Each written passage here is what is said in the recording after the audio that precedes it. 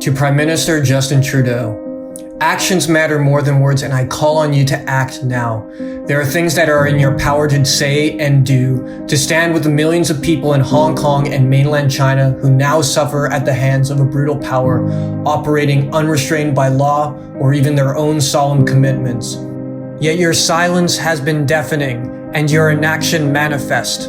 In shameful contrast to some of our allies, you have so far failed to apply Magnitsky sanctions against the specific Chinese Communist Party members responsible for committing atrocities. Nor have you seen fit to offer a path to sanctuary and freedom for those fleeing from tyranny. What is stopping you, Mr. Trudeau? Maybe you believe that criticizing the CCP will be interpreted as racism towards Chinese people. I am part Chinese, and I can tell you this couldn't be further from the truth.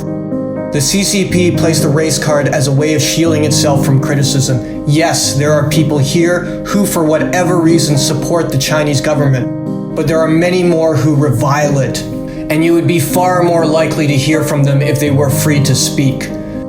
If you've read your history, you will know that the people who have suffered the most under the CCP are Chinese people.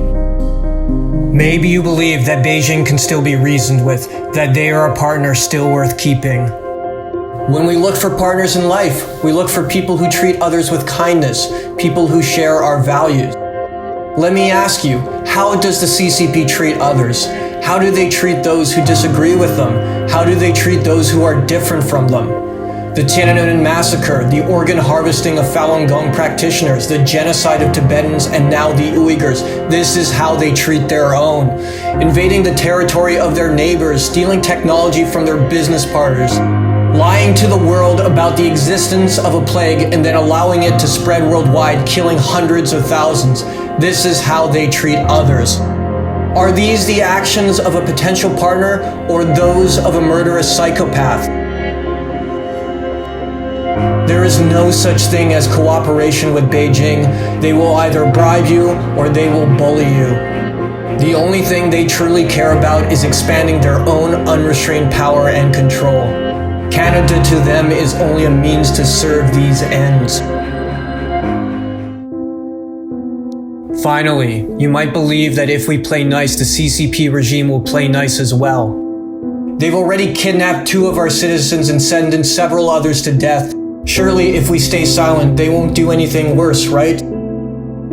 Ask yourself, when in the course of human history has appeasement ever stopped the bullying? Every kid on every playground knows that the way you stop a bully is by enlisting your friends and standing up to one. I salute you for doing the right thing when you refused the exchange of Meng Wanzhou for the 2 Canadians they hold hostage, but you need to do more. Won't Beijing punch back? Of course they will, and it will hurt, but the alternative is far, far worse. Standing up will likely hurt us economically, but doing nothing will cost us our soul. Now is the time to choose what you really stand for. Do you stand for the rights and freedoms enshrined in the charter that your father fought for? Or do you stand for the business interests of your former colleagues? Will you stand with courage, or will you be a coward who just shares his concern? We know where you stood in the past, and you can choose to stand for something better now. And know that if you stand, you will not stand alone. Canada used to be recognized as a brave ally who stood with its friends and punched above its weight to make the world a better place. This is the Canada the world needs more of. It's time to stop talking about being a leader, Mr. Trudeau. Be one.